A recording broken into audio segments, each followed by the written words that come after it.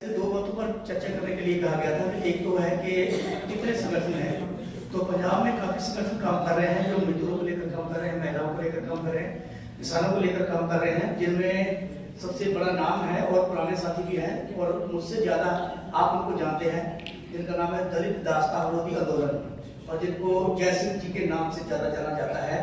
वो आप तो एक्सपायर हो चुके हैं जी, उनकी बेटी अभी काम कर रही है। कितना कर रही है, कैसे कर रही है, उसके बारे में हमें कुछ ज्यादा पता नहीं है। तो यहाँ ये भी बात चल रही है कि हम सब लोग मिलजुल कर काम करेंगे। तो मैंने कई बार उनसे संपर्क भी किया है कि हम दीदी आप बड़े सिस्टर हैं हमारे और मुझे किसी औहदे की किसी बड़ी जिम्मेदारी की जरूरत नहीं है। अगर हम मिलकर जुड़कर काम करते तो अगर हमको आप दही बिछाने का काम भी दे देते तो हम करेंगे, लेकिन मजदूरों के मुद्दे के लिए हम एक मंच पर, लेकिन वो हमारी बात मान नहीं रहे। पता नहीं क्या चल रहा है, मुझे दुख भी होता है इस बात का। मैंने कल भी बोला था कि दुख इस बात का नहीं है कि हमारे लोग वहीं के वहीं हैं, दुख किस बात का है कि जैसे हमारे जैसे जो लोग काम करते हैं वो उनको अभी तक भी वही रखे हुए हैं। तो उनके अलावा HMS है, हिंद मजदूर सभा, सीटू है, एकट है, BMS है, भारतीय मजदूर संघ है, भारतीय जनता पार्टी का है, ये सब और भी है, आंगनबाड़ी वर्कर्स है, यूनियन है, किसान मजदूर मोर्चा है, वो सभी अपनी जगह पर काम कर रहे हैं। किसानों ने बहुत बड़ा काम किया है, लेकिन कहीं ना कहीं जब मजदूरों की बात आती है तो वो मजदूरों का नाम भी कुछ संगठन तो ऐसे हैं क्योंकि 18-20 यूनियन जो पंजाब में किसानों की है, दिल्ली में भले वो एक मंच पर थी लेकिन पंजाब में अलग अलग है। बहुत सारे किसान संगठन तो राजनीति में भी चले गए थे, उन्होंने अपने लोग भी खड़े किए थे, लेकिन वो कुछ बात नहीं बनी। लेकिन ये अलग एक मुद्दा है। तो बहुत सारे संगठन हैं जो मजदूरों की बात नहीं करते हैं, उनके साथ बैठना तो बहुत दूर की बात है। अभी थोड़े दिन पहले हमारी एक किसान यूनियन क्रांतिकारी है जो मजदूरों की बात करती है, क्योंकि इतने नादान तो हम भी नहीं है। 20-25 सालों से काम कर रहे हैं, कोई भी बंदा उठाकर हमें ले लेगा, चलो भाई तुम काम कर रहे हो मजदूरों के लिए, तुम्हारे पास लोग हैं, तुम जानते भी हो, तो हमारे साथ आ जाओ। क्योंकि जो हमारे भाईचारे हमारे लोगों के लिए बात ही नहीं करता है तो हम उनके साथ क्यों जाए। तो ऐसे संगठन काम करते हैं। यहाँ तक मुद्दों की बात है तो पंजाब में सबसे बड़ा मुद्दा जो हम समझते हैं वो माइग्रेट का है, जो प्रवास करते हैं मजदूर, चाहे वो बिहार से है, चाहे वो यूपी से है, चाहे वो छत्तीसगढ़ से है, चाहे वो राजस्थान से है। अगर क्योंकि पंजाब में अभी भट्ठा इंडस्ट्री पर पूरी की पूरी भट्ठा इंडस्ट्री पर प्रवासी लोग हैं और जो राइस मिल जो है, शराब के ठेके हैं, उनमें प्रवासी लोग हैं। और खाली लेबर नहीं करते, लिखा पढ़ी का काम में भी वो जो जिसे हम मुंशी कहते हैं, वो मुंशी का काम भी प्रवासी लोग करते हैं। जितने बड़े शहर हैं, अब तो गांव में भी जो कबाड़ का काम करते हैं, फेरी लगाते हैं, वो भी प्रवास के लोग हैं, यूपी या बिहार के लोग हैं। और जो फल और सब्जी बेचते हैं वो भी यूपी और बिहार के लोग हैं। तो पंजाब के लोगों के करने के लिए काम कहां बचा है। तो ये सबसे बड़ा मुद्दा है, क्योंकि अभी उनके खिलाफ आवाजें उठनी शुरू हो गई। तो हम ये समझते हैं कि आने वाले समय में ये बात बहुत बड़ी खतरनाक सिद्ध हो सकती है, क्योंकि पंजाब में जैसे उनके खिलाफ आवाजें उठ रही है तो कल को ये मारपीट तक बात भी आ सकती है। अगर पंजाब में मारपीट होगी तो फिर यूपी बिहार में भी मारपीट होगी, क्योंकि पंजाबी भी यूपी में या बिहार में और दूसरे स्टेटों में रहते हैं ना। तो उसके पहले मेरी यही अपील है कि जितनी कल भी मैंने बोला था कि जहां का मजदूर है, चाहे वो MP का, यूपी का, बिहार का है, उसको अपनी स्टेट में काम करना चाहिए, अपनी स्टेट में काम के लिए अपनी सरकारों पर दबाव डालना चाहिए।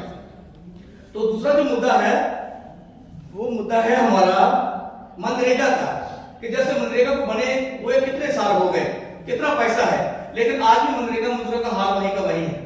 आज भी मनरेगा मजदूर से गंदे नाले, गंदे छप्पड़ जो टोबे हैं वो साफ करवाए जा रहे हैं। वो काम तो करते हैं लेकिन उनके खाते में पैसा नहीं आता है, पैसा पता नहीं कोई और ही लोग उनका खाए जा रहे हैं। और जो घर पर बैठे हैं लोग, बड़े लोग हैं, उनकी घर पर बैठे ही हाजिरी लग रही है। ये भी मनरेगा का बहुत बड़ा मुद्दा है। तो इसके साथ साथ नशे का बहुत बड़ा मुद्दा है, क्योंकि नशा पंजाब में जैसे कोई पॉलिटिकल पार्टी है, आम आदमी पार्टी वाले अभी गए हैं, इन्होंने कहा था कि 1 हफ्ते में हम बंद कर देंगे, और 1 हफ्ता गुजरते अभी 1.25 साल हो गए। अब अभी नशा उससे बढ़कर 2 गुना और ज्यादा हो गया है। ये सच्चाई है, चाहे कोई बोले, हम उनके सामने भी बोलने के लिए तैयार है, क्योंकि हम गांव में रहते हैं, हम भट्ठों पर रहते हैं, हमें सारे हालात पता है कि कहां से नशा आता है, कौन कौन लोग करते हैं और कौन सप्लाई करते हैं। और इसके साथ साथ बड़े ज्यादा संगठन होना भी एक मुद्दा है। जैसे ज्यादा यूनियन बन गई, ज्यादा संगठन बन गई, ज्यादा पॉलिटिकल पार्टियां बन गई, कोई अपनी ढोलकी बजा रहा है, कोई अपनी ढोलकी बजा रहा है। धर्मी जाता है तो वो भट्ठा मजदूरों को कहते हैं कि मैं ये कर दूंगा, मैं वो कर दूंगा। अगर कोई दूसरा जाता है तो वो कहता है हमारे संगठन से जुड़िए, मैं ये कर दूंगा, वो कर दूंगा। ये भी एक मुद्दा है। तो कंस्ट्रक्शन बोर्ड जो बने हैं पूरी स्टेटों में, उसमें क्या है, तो जो जो लोग मजदूर लोग हैं, चाहे वो किसी भी कित्ते में काम करते हैं, निर्माण मजदूर है, भट्ठा मजदूर है, जहाँ ये बोर्ड ने मेरे ख्याल से तो 6-7 आदमी लिए है जो बिल्डिंग खड़ी करते हैं, कारपेंटर है, मिस्त्री है, मजदूर है, वेल्डर है, प्लम्बर है, इन लोगों के लिए है। लेकिन उन लोगों की रजिस्ट्रेशन बहुत कम हुई है। जो बड़े लोग हैं, जहाँ गवर्नमेंट एम्प्लॉइज है, उनकी रजिस्ट्रेशन हुई है, वो इनका फायदा ले रहे हैं। और दूसरा कारण ये भी है क्योंकि पहले था कि एक फॉर्म भर दिया, गांव के सरपंच की मोहर लगाई, साइन करवाए और उसका बायोडाटा सारा डालकर लेबर इंस्पेक्टर ने मोहर लगा दी, उसकी रजिस्ट्रेशन होगी।